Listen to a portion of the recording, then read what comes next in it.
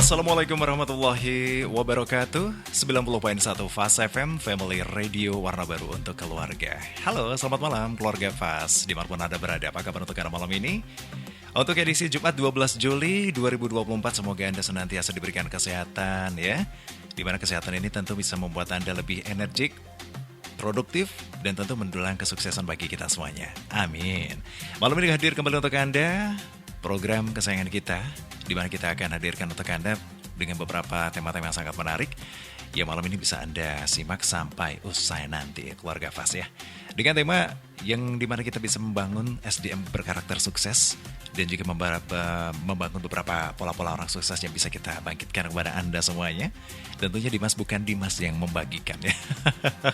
Karena di malam ini sudah ada pakarnya yang hadir di studio Fast FM dan akan kita kulik bareng-bareng. Siapa lagi kalau bukan Kang Doni Alif. Assalamualaikum, selamat malam Kang Doni. Waalaikumsalam warahmatullahi wabarakatuh, Mas Dimas dan seluruh pendengar Fast FM.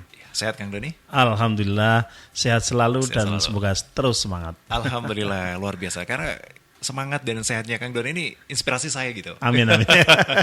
Karena Kang Doni sibuk banget ini. Ada ya. beberapa event-event yang kemarin sudah terlaksana dari Kongres, alhamdulillah lancar. Alhamdulillah lancar. Terpilih juga. Siapa nih yang terpilih? Siapa nih ya?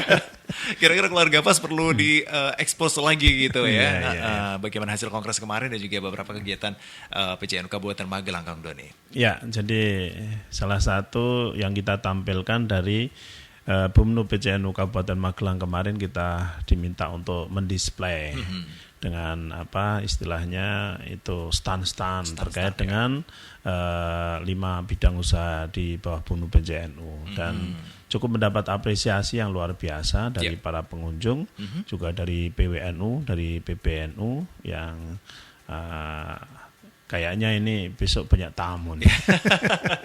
Banyak yang sharing ini diskusi ini. Kok bisa sih gitu ya? Oke.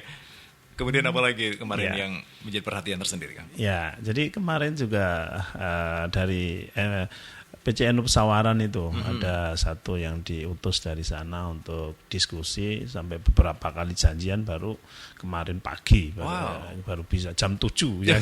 Saya kasih waktu jam 7 sampai jam 8 kurang seperempat. Nah, akhirnya diskusi ya pada akhirnya menemukan satu titik pencerahan yang mungkin dari mana mereka akan mencoba memulai untuk pengembangan kemandirian ekonomi di Pesawaran Lampung. Di Lampung ya. Luar biasa. Semoga silaturahimnya membawa berkah semua. Amin. Ini juga lagi mempersiapkan seminar ekonomi syariah bersama Pak Adi Warman Karim. Begitu? Iya. Masya Allah. Dari tadi sampai sore itu gladi bersih. Insya Allah di tanggal 16 Juli di Atria kita adakan bersama yang sudah daftar ada 327 untuk seminar ekonomi syariah, dalam rangka kita terus mendakwahkan konsep-konsep ekonomi syariah agar lebih membumi di masyarakat sekitar Magelang. Begitu, baik, terima kasih Kang Alif Doni, selamat datang lagi di Kajian Ekonomi ya. Terima kasih. Ya, keluarga Fast bersama Kang Alif Doni sampai nanti usai pukul 21 waktu Indonesia Barat, kita akan sharing ya, karena beliau itu selain dirut dari BUMNU PCNU Kabupaten Magelang, juga beliau itu sibuk banget ya, ngisi sana sini sampai saya minta waktu aja susah banget. Ya jelas untuk malam ini keluarga Fast, program kerjasama PCNU Kabupaten Magelang dan Radio Fast FM Magelang. Jangan lupa kita berharap agar sehat jasmani, sehat rohani, dan sehat ekonomi. Malam ini keluarga Fast, acara ini didukung juga oleh BNU Syariah, Nugo Internasional, Newmart, Klinik Pratama NU, dan Bagnum. Serta malam ini untuk Anda pemirsa live di mana ini? Instagram juga YouTube ya. Dari PCNU Kabupaten Magelang ya. Kami ucapkan juga. Kita sapa dulu Kang. Ya. Selamat malam pemirsa di sana. Jangan lupa acara ini juga bisa Anda dukung dengan like, subscribe, dan juga tentu komen yang ada di sana ya. Tanya langsung di sana boleh kok ya. Ya, nanti Mas Yusuf kasih spillnya ya. Oke, keluarga Fast di malam ini dengan tema yang cukup menarik yang sudah Dimas sampaikan tadi, bahwasanya membangun SDM berkarakter sukses itu tuh ada beberapa keyword-keywordnya gitu ya. Betul. Kang Alif Doni, Ya. sebenarnya seperti apa sih kita untuk bisa membangun SDM berkarakter sukses ini? Jangan-jangan saya belum ini karakternya, makanya nggak sukses-sukses ini. Ya, jadi minggu kemarin kita bahas dengan Mas Prian itu kaitan dengan fase-fase secara psikologis tahapan usia seseorang dari proses 0 sampai katakanlah di atas 60 tahun ya. Bagaimana fase-fase membangun percepatan sukses kan itu ya. Oke. Nah, kita pada pertemuan malam ini kita bahas bagaimana kita membangun inherent soft skill ya kan itu ya. Bagaimana membentuk jiwa kita, membentuk anak-anak kita agar dia memiliki karakter sukses kan itu. Karena apa? Ya, orang mau sukses dan orang mau gagal itu sebenarnya polanya bisa dilihat dan dipelajari. Kan gitu. Betul. Jadi saat anak ini melakukan katakanlah aktivitas-aktivitas yang mencerminkan karakternya, ini bisa dilihat, wah ini kayaknya ini potensi kan itu ya. Okay. Permasalahannya bahwa potensi yang sudah muncul itu bisa dikawal menjadi sebuah kesadaran bahwa ini harus diarahkan seperti apa agar jangan nabrak tembok dan sebagainya. Nah, ini kan ada hal-hal yang perlu kita kaji pada malam hari ini. Pada malam hari ini ya. Iya, betul. Jadi bagaimana kita menjadikan kita maupun anak-anak kita ini memiliki karakter sukses sehingga saat kita berjalan ke masa depan, kalau misalnya ada tembok ya bisa lompat, kalau ada sungai ya bisa nyeberangi, nah, kalau ada tebing ya bisa manjat. Nah, kan gitu. Ya. Karena kehidupan pasti memiliki tantangan seperti itu. Iya, siapapun itu. Baik. Tapi tentunya ini ada beberapa kalau tadi Kang Alif Doni menyampaikan ada beberapa tahapan. Iya, betul. Tahapan juga kita tentu ada yang namanya akhlak juga. Iya. Adab yang harus kita pakai untuk bisa menuju sukses. Iya. Karena saya juga punya teman dulu yang berguru, sekarang malah wani sama guru nih. Gak perlu disebut ya. Gimana itu Kang Doni? Ya, jadi kita membicarakan, kalau kemarin kita berbicara tentang nalar dan pikiran, kalau sekarang kita berbicara tentang adab dan akhlak, kan itu ya. Jadi adab itu adalah perilaku dohir, kan itu ya. Sedang akhlak itu perilaku batin, kan itu ya. Oke. Lah, bagaimana seseorang ini memiliki karakter yang baik pada adab dan akhlaknya, ini menjadi sesuatu hal yang penting. Karena apa? Karena orang itu kan bisa jadi di depan seseorang itu adabnya bagus, sopan, ya toh, kalau ngomong bagus, manis, kan itu ya. Full service. Tapi ternyata akhlaknya bermasalah. Ini yang berbahaya, kan gitu ya. Jadi kita bisa bagi karakter orang terkait dengan adab dan akhlak ini. Ya, yang pertama, orang dengan adab yang baik juga memiliki akhlak yang baik. Otomatis orang itu perilaku batinnya, perilaku pikirannya ini baik. Artinya tidak memiliki masalah terkait dengan kejahatan, kecurangan, tidak ada di pikiran dan perilaku batinnya, kan gitu. Dan dia juga memiliki satu adab atau cara bertingkah laku, cara berbicara dan sebagainya. Dia memiliki satu pola komunikasi yang baik. Tentu ini grade A ya, kan itu. Orang seperti ini ya, kalau kita ketemu dengan orang seperti ini ya ibarat karakter suksesnya ya jelas sudah dia kuasai ya, kan itu. Karena ketemu dengan orang siapapun itu ya pasti dia akan disuka, kan gitu. Bahkan penjahat sekalipun sebenarnya dia itu suka bertemu dengan orang baik. Itu penjahat ya. Penjahat aja sebenarnya suka ketemu dengan orang baik, kan itu. Apalagi orang baik kan gitu. Nah, ini karakter pertama, orang dengan adab yang baik, juga dengan memiliki akhlak yang baik. Yang kedua, ini orang dengan adab yang kurang baik, ya, tetapi akhlaknya baik. Nah, ini apa ini contohnya. Jadi sebenarnya orang itu hatinya baik, pikirannya juga baik, nggak neko-neko. Tapi perilaku dohirnya itu kalau ngomong mungkin kurang enak gitu ya, jadi kurang punya seni gitu ya. Ngomongnya ya mungkin terlalu pakem dan sebagainya. Kalau suka bilang suka, kalau enggak saklek gitu ya. Nah, itu kan kurang menarik juga ya. Kan gitu. Tetapi orang seperti ini ya masih bagus, aman kan gitu ya. Karena ya dia hanya memang tidak bisa mengekspresikan nilai-nilai yang ada di hati dan pikirannya itu dengan pola komunikasi yang nyaman diterima oleh orang di sekitar kita. Kan itu. Itu. Nah, yang berikutnya orang dengan adab yang baik. Tetapi akhlaknya tidak baik. Kan itu. Nah, orang ini memiliki kemampuan komunikasi yang baik. Mungkin mukanya kalau laki-laki ya ganteng, kalau cewek ya manis gitu, menarik ya. Gitu ya. Menarik ya. Kalau ngomong bisa memikat. Kan itu ya. Membius kan itu ya. Tetapi di hati dan pikirannya ini banyak kejahatan, banyak kecurangan ya. Nah, ini sesuatu hal yang sangat berbahaya.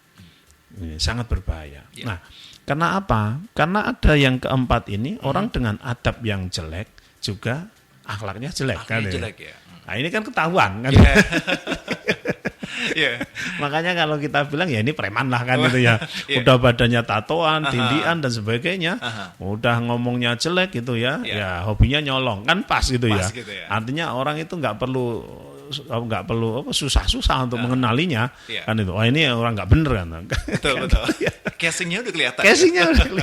Tapi yang berbahaya itu sebenarnya yang ketiga tadi ya. Iya, ini dan ini sangat berbahaya kan itu ya. Maka kita bagaimana mengenali kan itu ya. Oh, orang ini ngomongnya bagus, manis, kayaknya wah ini kecap nomor 1 semua yang dibicarain kan itu ya. Tapi begitu 1-2 hari 3 bulan, aduh dengar sana ketipu saya dia, dengar sana ketipu lah, ini sudah selesai. Artinya sepandai-pandai tupai melompat, pasti dia akan tetap jatuh juga. Nah, makanya karakter sukses ini bagaimana kita bisa mendidik anak-anak kita, bagaimana bisa membangun pribadi kita menjadi orang yang memang akhlaknya baik, juga belajar bagaimana agar adabnya juga baik. Ngomong dengan orang ya enak didengar, lewat di depan orang ya tahu menunduk, kan itu monggo dan sebagainya. Nah, ini yang harus kita sadari, akhlak dan adab ini harus kita setting dua-duanya menjadi baik. Jadi baik. Ya, alhamdulillah. Ini karakter pertama ya, membangun karakter sukses yang pertama dimulai dari itu. Dari adab dan akhlak ya. Ya, adab dan akhlak gitu. Wah, luar biasa sekali gitu ya. Jangan sampai kita menjadi seorang anak-anak ya. Anak-anak itu kan luas, bisa murid ya, bisa anak didik ya. Itu juga jadi soal adab itu. Wah, tidak punya adab gitu kepada gurunya. Banyak orang tua gitu. Ya, gimana Kang? Kalau kita melihat kan ada juga murid yang tiba-tiba nikung gurunya. Jiplak tanpa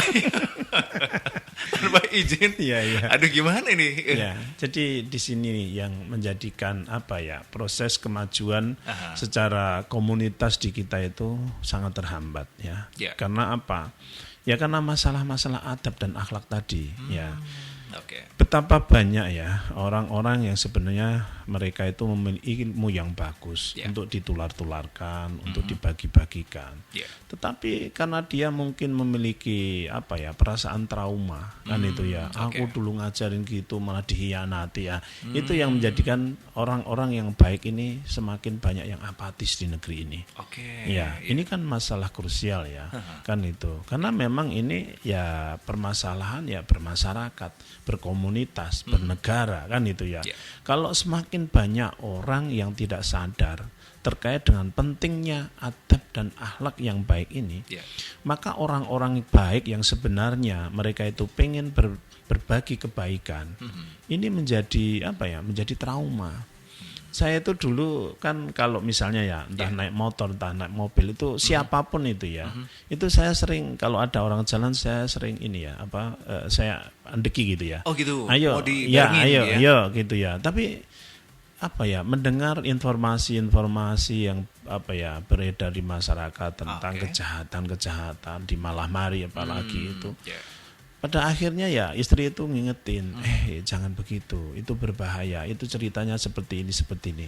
Nah, padahal kita nggak mengalami sendiri ya, tapi ikut trauma kan gitu ya. Karena apa? Oh itu dia itu niatnya boncengin gitu. Ternyata orang yang tadinya itu dipandang memerlukan bantuan, ternyata dia adalah seorang penjahat, ya gitu, yang pura-pura minta dikasihani karena kemalaman, jalan kaki, pakai pakaian yang lusuh dan sebagainya. Begitu kita bukain pintu, ayo masuk.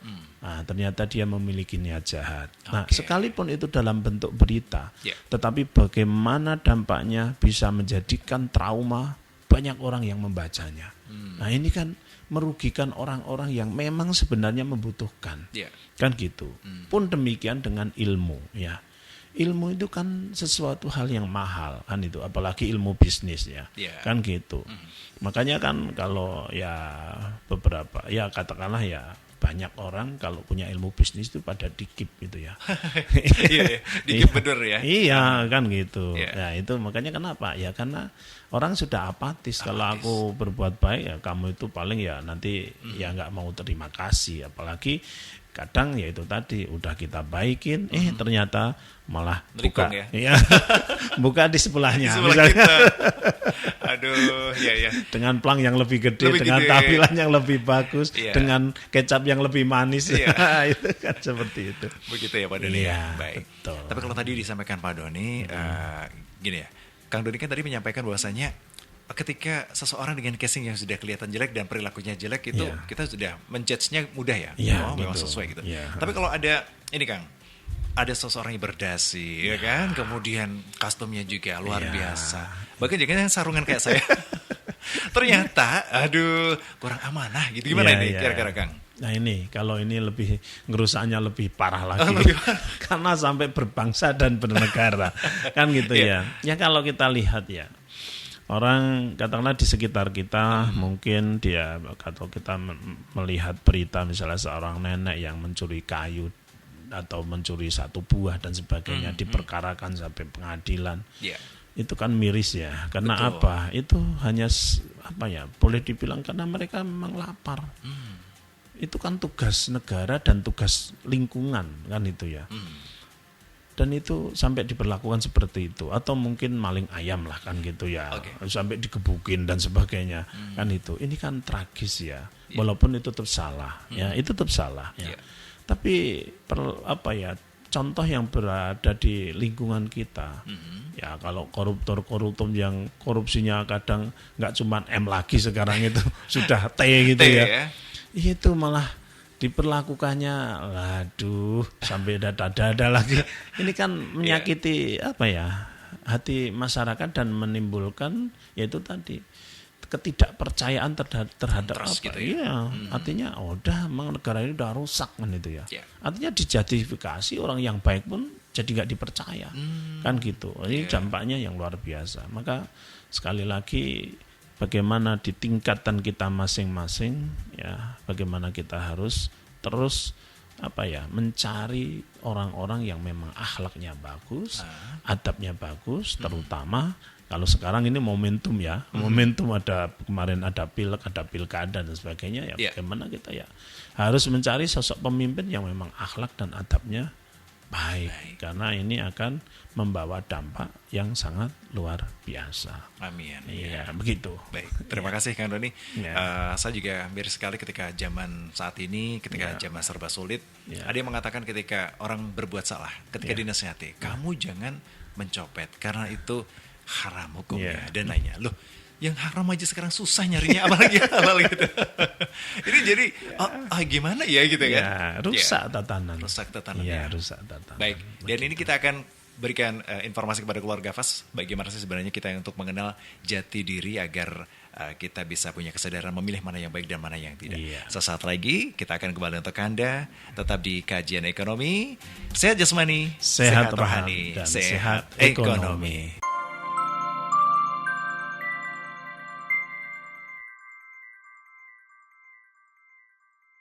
Kajian ekonomi keluarga Fas masih bersama Kang Alif Doni, Dirut Bumnu PJNU Kabupaten Magelang dengan tema yang cukup menarik keluarga Fas ya, yang malam ini bisa Anda ikuti sampai usai nanti pukul 21 waktu Indonesia Barat ya. Anda bisa bertanya langsung bersama Kang Alif Doni di 081578709040, di mana malam ini keluarga Fas ada beberapa hal yang sudah disampaikan oleh Kang Alif Doni tadi, membangun SDM berkarakter sukses, kemudian pola sukses itu seperti apa ini keluarga Fas, jangan sampai. Nah, kadang-kadang ini Kang Alif, kita kan menciptakan sebuah kesuksesan tuh untuk melangkah saja kadang-kadang takut. Yeah. Kadang-kadang ojo-ojo. Iya, jangan-jangan betul. gitu. Yeah. Sudah gimana kita udah keblok dulu ini mental kita. Betul. Takut ini, takut itu. Nah, sebenarnya bagaimana Kang Alif Doni mengenal dan menetralisir macam-macam mental block di dalam pribadi kita? Ya, jadi terkait dengan permasalahan psikologi setiap anak itu terbentuk, ini bisa jadi yang paling dominan karena faktor didikan di dalam keluarga, kan gitu. Nah, didikan itu kan mereka lebih dominan melihat, kan gitu ya. Nah, makanya ada 11 mental block ya. Ya, ada 11 mental block yang artinya banyak. Kalau kita tidak menyadari, anak-anak kita tidak menyadari, maka ini akan menjadi permasalahan psikologi sampai tua, kan gitu. Nah, saat kita menyadari hal itu, maka kita bisa menetralisirnya. Nah, sayangnya kan kalau kita nggak belajar seperti ini, kan kita nggak ngerti apakah kita punya mental block apa enggak, kan itu. Dan semua orang punya mental block, kan gitu. Nah, contoh kasusnya seperti ini. Anak yang dibesarkan di keluarga yang broken home, kan itu ya. Jadi orang tuanya divorce ya. Ya, sering bertengkar. Ya, kan itu ya.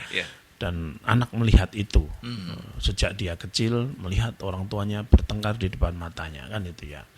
Yang ngomongnya kotor dan sebagainya, kan itu. Masalah-masalah yang sebenarnya anak itu belum saatnya tahu menjadi tahu. Bahkan mungkin terjadi kekerasan fisik dan sebagainya. Nah, itu sehingga mungkin orang tuanya cerai dan sebagainya. Yang bapaknya mikir sendiri, yang ibunya mikir sendiri. Nah, anak ini jiwanya akan terluka, kan itu ya. Nah, jiwa ini kan terbawa dalam perilaku, kan itu ya. Maka saat dia itu merasa sama kedua orang tua yang melahirkannya itu tidak diperhatikan, maka dia akan cenderung menjadi pribadi yang keras, kan itu ya. Kenapa? Ya karena memang yang dia rasakan batinnya itu ya, ibunya juga kepala batu, kan itu ya. Bapaknya juga kepala batu, kan itu. Mikirin dirinya sendiri, maka dia akan cenderung memikirkan dirinya sendiri. Aku kalau nggak mikirin diriku sendiri, maka ya aku mesti mungkin diperlakukan tidak baik, kan itu ya. Ini kan akan menjadi masalah saat dia ketemu sebenarnya di lingkungan yang baik, kan gitu. Maka lingkungan yang baik ini akan menjadi tidak menerima dia. Karena apa? Ya karena perilakunya tadi yang mungkin emosional, kan gitu ya. Mungkin dia temperamental dan sebagainya. Ini lingkungan baik ini tidak akan menerima dia, kan itu. Lah ini namanya mental block, kan gitu ya. Lah bagaimana dia bisa sembuh? Yang tadinya temperamental, yang tadinya suka main kasar dan sebagainya. Nah, tentu harus disadarkan oleh orang yang tepat, kan gitu ya. Maka penting sekali setiap kita ini harus memang mencari sosok-sosok atau guru yang memang dia anggap memiliki keteladanan yang baik, kan gitu. Atau kita sebagai seorang yang mengerti keilmuan tentang kejiwaan, misalnya kita guru atau kalau melihat anak dengan karakter seperti itu, jangan buru-buru mengatakan dan menjustifikasi bahwa anak ini kurang ajar, anak ini nggak benar dan sebagainya. Bisa jadi karena memang jiwanya yang terluka tadi, kan gitu ya. Nah, kearifan seseorang yang mampu menyentuh hatinya, menyentuh pikirannya, sehingga hatinya merasa nyaman, kita ajak bicara dan sebagainya. Ini akan membuka dan melunakkan hati dan pikirannya yang tadinya keras, yang tadi temperamental. Itu pelan-pelan akan kita sirami air, ya bahasanya gitu, untuk dilunakkan bahwa kenapa kamu menjadi pribadi yang seperti itu, kan gitu ya. Lah, jiwa yang sakit akan selalu bercerita secara otentik apa yang menyakitinya, kan gitu ya. Ya, oh orang tua saya begini, kan gitu ya. Lah, tidak salah untuk dia menyampaikan itu karena memang yang dia jumpai dalam kehidupannya sesuatu yang seperti itu. Tetapi kalau itu tidak sadar, maka sepanjang hidupnya akan menderita, kan gitu. Nah, maka kita sebagai orang yang paham terkait dengan bagaimana memperlakukan orang dengan istilahnya mental block atau kesakitan jiwa yang seperti itu, maka kita harus hadir menjadi orang yang mampu memberikan pencerahan jalan hidup. Kalau kamu menghadapi orang yang kebetulan yang kamu sayangi, entah orang tua, bapak, ibu seperti itu, tidak setiap orang itu seperti itu. Lihatlah, ada keluarga yang bagus, ada keluarga yang orang tuanya sayang sama anaknya, di keluarganya harmonis dan sebagainya. Lihatlah, ada keluarga yang seperti itu. Kalau kamu tidak memulai dari dirimu sendiri, maka kamu tidak akan pernah mendapatkan keluarga atau kondisi lingkungan yang seperti itu. Maka yang harus dilakukan dan disadarkan adalah bagaimana dia mengenal bahwa dirinya sebenarnya sedang dalam posisi sakit secara psikologi. Nah, setelah dia kenal, oh ternyata saya itu memang sakit secara psikologi, maka dia ngerti bagaimana cara mengobatinya dengan bertemu orang yang memang paham, mengerti dan memahami persoalan yang dihadapi. Nah, ini. Jadi yaitu tadi apa akhlak dan adab itu tidak terlepas dari yang dia lihat di lingkungan terdekatnya, yaitu keluarga. Ya. Iya, itu mental block baru kita berbicara tentang hal yang tidak enak, kan itu. Ada juga mental block yang hadir bukan pada posisi yang tidak enak. Jadi misalnya contohnya begini, ada anak yang lahir dari keluarga yang berada, kaya, kan gitu. Bapaknya sibuk, ibunya sibuk, kan itu ya. Anaknya mau minta apa-apa dikasih. Pokoknya biar nggak ganggu orang tuanya, pokoknya mau minta uang kasih, mau minta ini kasih, mau minta uang apapun yang dia minta kasih. Yang penting orang tuanya merasa tidak terganggu oleh rengekan anaknya, kan gitu ya. Ini kan sekilas kan kayaknya enak ya kita jadi anaknya orang seperti itu. Enak ya. Gitu enak ya kan gitu. Mau jadi apa? Dimudahin. Iya, beli motor kasih. Motornya digini-gini kasih, beli mobil kasih. Betul. Dan sebagainya. Apa-apa yang sebenarnya tidak dia butuhkan, hanya sebatas keinginan yang terucap langsung dikasih. Kan gitu. Lah, sadari bahwa ini sebenarnya juga mental block. Kan gitu. Ini penyakit psikologi juga. Begitu. Kenapa? Karena orang tuanya kan tidak selamanya mendampingi dia. Kan gitu, ada batasannya. Betul. Kan gitu. Kalau toh orang tuanya masih hidup dan dia sudah pada waktunya menikah, kan itu. Dia mau nggak mau kan harus bertanggung jawab terhadap keluarganya. Tapi bagaimana dia memiliki sikap tanggung jawab yang baik kalau yang dia lakukan taunya ada, taunya tercukupi, kan gitu ya. Jadi pada akhirnya itu akan jadi berantakan juga, kan itu. Kenapa? Karena begitu dia dihadapkan pada sebuah tanggung jawab, itu mereka tidak akan pernah siap, kan gitu. Makanya pasti nanti kalau ketemu masalah dikit ya dia mesti ambil tindakan yang istilahnya ya di luar kendali. Karena itu tadi dia dalam proses kehidupannya setiap saat, sewaktu-waktu dan dalam proses yang lama dia selalu mendapatkan apa yang dia inginkan. Padahal hidup tidak seperti itu. Apalagi kalau misalnya suatu saat orang tuanya sudah nggak ada. Wah, ini bisa lebih parah lagi, kan gitu. Kenapa? dia sama orang itu dia juga tidak akan mau menghargai. Kan gitu. Misalnya kerja ya dia yang penting dia dapat. Entah orang itu rugi, entah itu orang itu enggak peduli, yang penting aku dapat. Kan gitu ya. Kan gitu. Nah, kalau dia misalnya masih punya tinggalan harta dari orang tua, ya pasti butuh apa sedikit aja dijualin kan itu ya. Nah, ini sesuatu yang kita banyak lihat di lingkungan sekitar kita, terutama dari anak-anak orang kaya yang tidak terdidik menjadi pribadi-pribadi yang mandiri. Nah, ini mental block juga. Nah, jadi dua hal yang sangat bertolak belakang, ya toh. Ini sama-sama menjadi mental block yang menjadikan orang itu untuk sukses juga susah. Kan gitu. Dia karakternya nggak akan pernah sukses. Kalau seperti itu nggak akan pernah sukses. Baik yang tadi dari keluarga yang broken home maupun dari keluarga yang sangat tercukupi tadi. Untuk dia jadi sukses, sulit dia menjadi sukses. Kenapa? Karena dua-duanya memang tidak memiliki karakter yang sukses. Kan itu.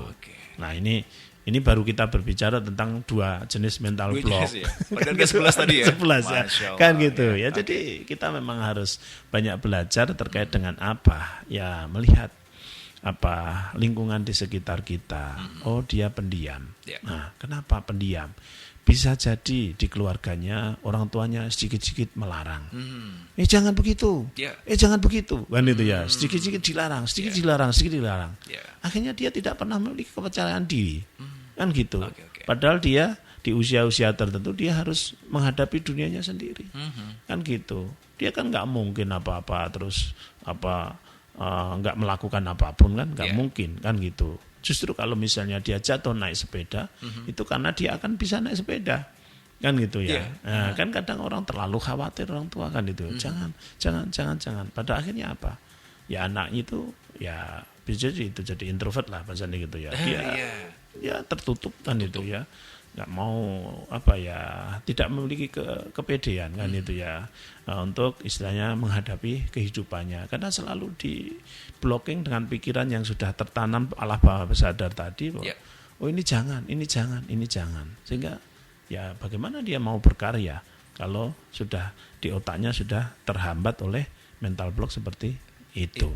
Nah kan itu ya, jadi paling tidak dari kita belajar dengan melihat 3 pola mental block itu, kita bisa melihat lebih bijak lah saat anak-anak di sekitar kita memiliki istilahnya perilaku yang dari sisi adab mungkin itu tidak baik. Nah itu mesti karena apa? Pengaruh besar yang pertama adalah dari lingkungan keluarga. Setelah dari lingkungan keluarga baru lingkungan sekitar. Maka Kanjeng Nabi mengajarkan hijrah. Nah ini penting sekali. Iya, kenapa sebenarnya? Hijrah itu mencari lingkungan yang terbaik. Kan gitu. Waktu Kanjeng Nabi berdakwah di Mekah itu kan mau dibunuh, mau diapa-apain kan gitu. Banyak ancaman Banyak sekali ancaman. Beliau hijrah ke Madinah dan luar biasa. Setelah sekian tahun berdakwah di Madinah, ada Fatku Makkah itu yang artinya membawa orang-orang sudah Islam dari Madinah ke Makkah yang menaklukkan kota Makkah dengan sangat damai itu kan itu ya lah. Jadi kita memang harus mencari lingkungan yang baik.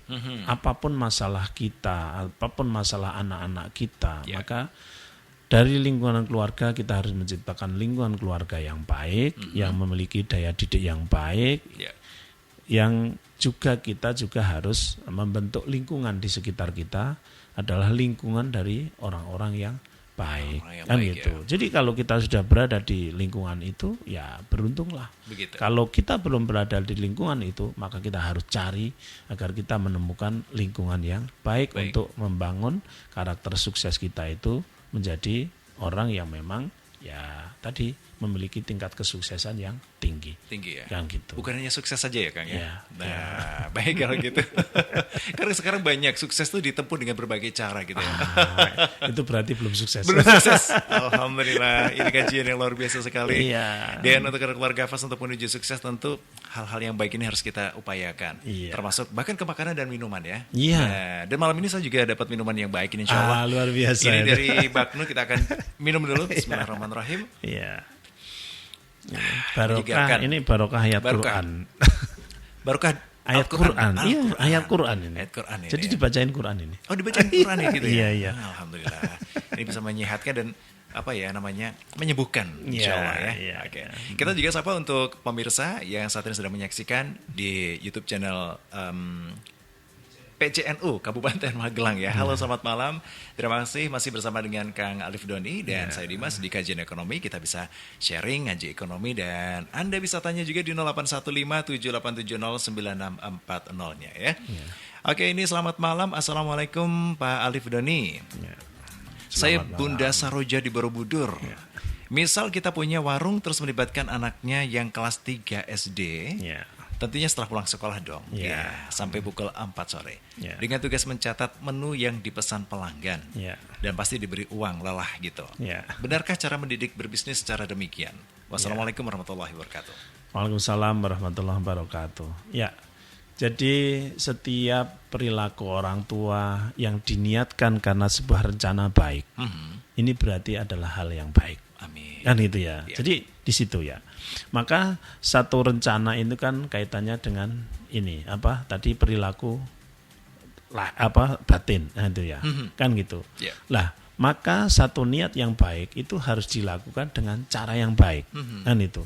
Karena niat yang baik dilakukan dengan cara yang salah, ini juga akibatnya juga salah, fatal. Kan gitu. Misalnya kita ngasih tahu kepada anak bahwa ini menurut saya ini benar, kan itu. Tapi karena kita menyampaikan ke anak dengan cara yang salah, ini penerimaan anak jadi salah juga. Kan gitu ya. Nah ini menurut saya bagaimana cara berkomunikasi ke anak itu yang harus dicermati. Sehingga anak itu tidak merasa dieksploitasi sama orang tuanya. Itu. Saya ini adalah korban eksploitasi. Pulang sekolah jaga warung. Waduh, jaga toko. Siap-siap.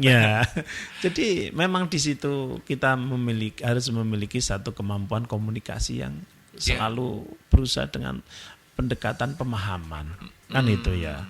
Jadi itu tadi bagus itu ya. Nanti akan dikasih upah. Ini kan satu pola komunikasi yang baik, mengajarkan bahwa kalau kamu melakukan hal yang bagus seperti ini, membantu orang tua, kamu akan mendapatkan upah yang baik. Ini saya kira cara berkomunikasi yang baik. Maka sekali lagi bahwa niat yang baik harus dilakukan dengan cara yang baik. Karena niat yang baik tapi caranya yang nggak baik, nanti hasilnya tidak baik. Lah, saya kira itu tadi yang dilakukan oleh Bunda Saroja itu bagus. Kenapa? Dia mengajari anaknya untuk melakukan kebaikan sebagai satu rangsangan agar dia itu memiliki semangat dan keikhlasan, maka dikasih, kamu kalau berbuat baik ini akan saya kasih ini upah. Kan itu. Memang kita harus melatih itu ya. Kita harus melatih hal-hal seperti itu. Saya kira itu bagus ya. Bagus ya. Iya. Bunda Saroja, lanjutkan. Ya, dari Borobudur ya. Oke, berikutnya Assalamualaikum warahmatullahi wabarakatuh. Selamat malam Pak Alif Doni. Saya mau bertanya Pak, bagaimanakah menanamkan kepada anak-anak kita bahwasanya jiwa entrepreneur ini dimulai dari anak-anak ini sudah bisa. Karena anak sekarang sungkan, malu, dan juga banyak alasan ketika diajari untuk cara berdagang, cara berjualan, dan juga yang lainnya. Terima kasih. Ya, jadi memang anak itu tidak hanya diajarkan terkait dengan teori, ya kan gitu ya. Karena kalau diajar teori itu kan olah pikirannya itu membutuhkan proses, kan itu ya. Bagaimana anak itu dipahamkan dengan perilaku-perilaku, kan gitu ya. Jadi menanamkan anak sejak dini agar dia menyukai pekerjaan, menyukai entrepreneur, menyukai karya, ini juga harus disentuh dengan keteladanan maupun itu dampak-dampak yang dihasilkan, kan gitu. Sehingga dengan memperlihatkan anak terhadap dampak hasil yang dia sukai, nah kan itu kata kuncinya kan disukai itu kan, disukai, itu ya kan itu. Memang anak-anak itu ya karakteristiknya, kalau anak 10 tahun itu sukanya apa, karena 20 tahun sukanya apa, ini kan mesti ada kan itu. Kan nggak mungkin anak 20 tahun kok sukanya permen, kan nggak mungkin. Kan gitu ya. Permen beda. Ya, kan gitu ya. Jadi anak yang kita ajarkan entrepreneur sejak dini itu ya cari kesukaan tapi arahkan jalannya. Kan gitu ya. Ya itu tadi kayak yang dilakukan Bunda Saroja tadi ya, ya. kan itu ya. Jadi apa yang dia suka itu jadikan itu sebagai reward untuk menjadikan anak itu menyukai apa yang diinginkan oleh orang tua terkait dengan didikan untuk dia menyukai entrepreneur tadi. Ya, saya kira itu. Begitu ya. Iya. Oke, Bu Tanti di Sorobayan sudah Iya. dijawab langsung oleh Pak Alif Doni Iya. ya. Baik, terima kasih. Berikutnya kalau kita kembali ke tema ini, Iya. Kang Alif, bahwasanya kalau tadi kita udah mengenal dari 11 kita sebutkan 3 saja Iya. paling nggak mental block ini Iya, mental harus kita benar-benar apa ya namanya terapkan ya, Iya. agar kita tahu Iya. bahwasanya kita juga sadar diri kita ini sebenarnya jati diri punya kesadaran memilih Iya. mana yang baik dan tidak gitu. Iya. Tapi Iya. kadang-kadang kita yang penting untung bukan yang baik ini. Ya ini yang penting untung lah. Iya, Masalah iya, baik dan iya. enggaknya itu Iya. ntar gitu. Iya. Seperti apa ini Kang Alif? Ya, saya selalu bertanya ke siswa-siswa atau siapapun Yeah. kalau pas belajar itu. Kamu usia berapa? Saya 19, Pak. Yeah. Berapa? 20. Berapa? 21. Hmm. Kamu ngerti jati diri itu apa? Kan itu ya. Yeah. Nah, mungkin saya tanya, Mas Dimas. Jati diri apa? Jadi tanya saya Pak. Pribadi saya sendiri Iya. Pak. Jadi kadang orang sudah usia sedemikian. Saya selalu ini ya buatkan satu grafik. Kalau usiamu itu diparingi kayak Kanjeng Nabi 63 kan, kalau usia 21 tahun berarti sudah sepertiga hidupmu habis. Kan itu. Sementara sudah sepertiga hidupmu habis, tapi kamu jati dirimu aja nggak ngerti. Ya. Kan fatal. Kan itu sudah hidup setiap hari 21 tahun tapi jati diri nggak tahu. Nggak Kan tahu, itu ya. ya. Nah, Oke. ini penting untuk kita itu mengenal apa itu jati diri kan itu. Nah, jati diri apa sih kan itu. Nah, makanya di dalam Islam itu diajarkan untuk sepertiga malam terakhir. Nah, itu untuk istilahnya ya tahajud, Ya. bersujud, berdialog dengan Allah kan itu ya. Nah, jati diri itu apa ya?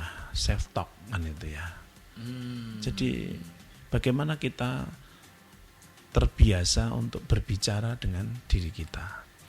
Nah, ini kan jarang dilakukan. Ya. Jarang kita. Kita itu kan ngertinya kalau komunikasi itu ya dengan orang. Kan itu yang ya. lain gitu ya. Nah, kalau pas sedih ya komunikasi sama Allah. Kalau pas inget ya. Kalau pas susah ya. Kalau susah Kalau gitu pas ya. susah itu nangis sampai nangis itu sama Allah. gitu Ya Allah kok gini amat kan gitu ya kan gitu. Tapi dia tidak pernah berbicara dengan dirinya sendiri. Ini. Nah, ini kan penting dan harus dikenalkan bahwa ada yang namanya bahasa self talk itu. Oke. Berbicara dengan diri kita kan itu. Self-talk. Apakah iya? Apakah bisa? Ya memang bisa kan itu ya. Maka sepertiga malam terakhir itu sebenarnya apa ya? Di situ kan keheningan ya. Ya. Jadi kalau kita berdiri, kalau kita katakanlah di siang hari, kita mau self talk itu susah karena bising. Jangan, itu dikira nanti Gila. pas siang sana ya. Kalau siang hari jangan saya sarankan. Ya di lingkungan sekitar kita Iya. bising ya kan itu ya. Jadi Iya. kita nggak ada ada konsentrasi bahwa kita itu seperti apa. Nah maka sepertiga malam terakhir menjadi waktu yang tepat kan itu ya. Iya. Bahwa saat kita itu sujud, tahajud dan sebagainya, ini kan sebagai ungkapan bahwa ya Allah terima kasih, Engkau telah berikan aku kehidupan, Engkau telah berikan aku kesehatan, tubuh yang komplit, tubuh yang sehat, dan segala macam karunia-Mu. Saya berterima kasih ya Allah. Kan itu ya. Yeah. Itu bahasa itu. Tapi bahwa kita harus di situ. Ya Allah, dengan karunia-Mu yang seperti ini, tubuhku yang sehat, pikiranku yang sehat, dengan segala karunia yang ada padaku, maka ajaklah diri kita itu untuk berdiskusi dengan diri kita, kan itu. Apa? Misalnya, kalau Mas Dimas kan itu ya, Iya. ya kamu sampean harus bilang, Dimas, kan itu. Iya. Dalam hidupmu yang satu kali ini, apa yang pengen kamu capai? Itu di sepertiga malam terakhir. Ya. Ya, di dalam suasana hening yang ada hanya kita dengan Tuhan, kan gitu ya. Kita berucap dulu, terima kasih ya Allah, Engkau anugerahkan kehidupan yang luar biasa kepadaku, bahwa ada orang yang tangannya cacat, saya tidak cacat. Ada orang yang kakinya cacat, saya tidak cacat. Kan gitu ya. Ada orang yang saat ini sedang dalam kesakitan, saya dalam kondisi kesehatan yang luar biasa. Terima kasih ya Allah. Kan itu. Ya. Setelah itu self talk tadi, bertanyalah, "Hei Dimas, dalam hidupmu yang satu kali ini, kan itu, apa yang pengen kamu capai, kan gitu. Maka dari situ jawablah itu, kan gitu. Dan saya yakin jawaban itu baik semua. Saya yakin 99,99%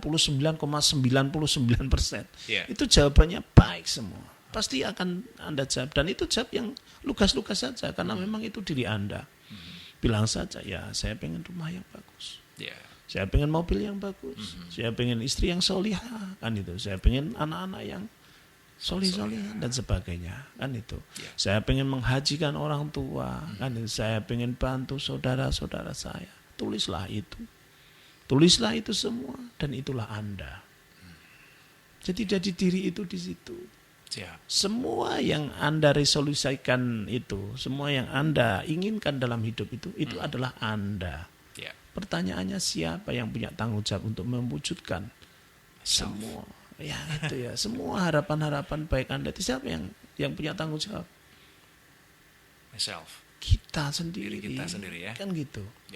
Maka saat kita terbiasa untuk self-talk tadi, kita sudah ngerti, oh aku itu pengen rumah yang bagus, pengen keluarga yang bagus, pengen anak-anak yang bagus, pengen membantu saudara-saudara.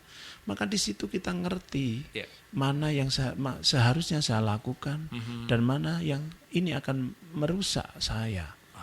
Kan gitu. Dia nggak mungkin akan judi, dia nggak mungkin akan korupsi, dia nggak mungkin akan istilahnya melakukan hal-hal yang merusak cita-cita dirinya tadi, kan gitu. Kenapa?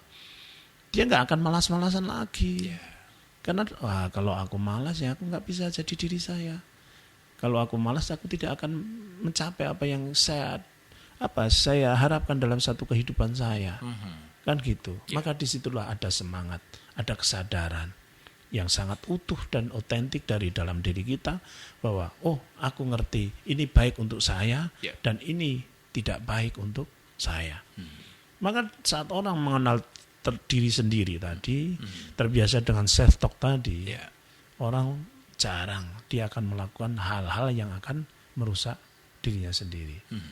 Dia akan bertanya, misalnya dia akan mentato tubuhnya, dia akan bertanya, ngapain aku sakitin tubuhku? Tubuhku sudah sebagus ini, kenapa saya corek-corek? Kan itu. Betul. Kenapa kuping saya tindik? Kan itu ya. Kenapa? Kan gitu. Itu kan nggak ada artinya, itu merusak tubuh saya.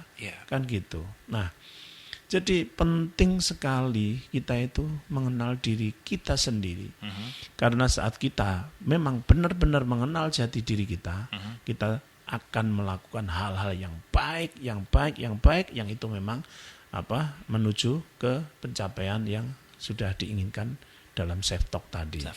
Tapi kalau kita tidak pernah self-talk, kita tidak pernah mengetahui jati diri kita, ya hidup kita nggak akan terarah. Kan gitu, ya malas-malasan, ya nggak jelas, kan gitu. Bahkan anak-anak sekarang yang kelitih dan sebagainya, itu karena memang dia nggak ngerti. Jati diri mereka nggak ngerti, kan itu. Lah ini penting, kan itu ya. Jadi mengenal jati diri, ini ciri-cirinya dia tahu melakukan sesuatu hal yang baik untuk dirinya, dan dia tahu dan sadar untuk tidak melakukan sesuatu yang akan merusak dirinya sendiri. Begitu. Iya, jadi Kang Alif Doni, terima kasih. Masya Allah, luar biasa sekali. Dan keluarga Fast, terasa kebersamaan kita juga sampai di penghujung. Sebenarnya kita kalau mau ngobrol sampai pagi boleh ya Kang ya. Sampai sepertiga malam lah. Tapi karena alokasi waktu yang sangat terbatas, kami ucapkan terima kasih ya untuk keluarga Fast yang sudah bergabung bersama kami di malam ini di 081578700940 atau juga untuk Anda pemirsa di YouTube channel PCNU Kabupaten Magelang ya. Kami ucapkan terima kasih. Dan komentarnya, pertanyaannya di save dulu karena di kesempatan akan datang kita akan jawab langsung bersama Kang Alif Doni ya Kang ya. Oke. Tapi sebelum kita berpamitan Kang, ada closing statement yang mungkin akan disampaikan oleh keluarga Fast dan juga pemirsa YouTube channel. Silakan. Iya. Pemirsa dan pendengar Fast FM semua, apa yang kita lakukan itu tidak akan lepas, itu akan kembali kepada diri kita. Kalau ayat Al-Quran, sekecil biji zarah pun kebaikan akan dibalas dengan kebaikan, dan sekecil biji zarah pun keburukan akan dibalas juga dengan keburukan yang sama. ini adalah firman Allah, maka berhati-hatilah dalam hidup. Mari jaga hidup kita, jangan sampai melakukan hal-hal sekecil apapun yang itu akan merusak diri kita, baik di masa yang sekarang maupun di masa yang akan datang. Baik, terima kasih Kang Alif Doni atas kehadirannya. Sama-sama. Semoga ngaji malam ini membuahkan berkah Amin. bagi keluarga Fas dan Amin. saya pribadi. Amin. Sehat selalu Kang Doni. Amin. Semoga insya Allah di kesempatan yang datang kita ketemu lagi ya. Siap. Baik, dan keluarga Fas jangan lupa ikuti terus kajian ekonomi setiap hari Jumat pukul 20 hingga 21 waktu Indonesia Barat. Kajian ekonomi, sehat jasmani, sehat rohani, sehat ekonomi. Wassalamualaikum warahmatullahi wabarakatuh. Waalaikumsalam warahmatullahi wabarakatuh.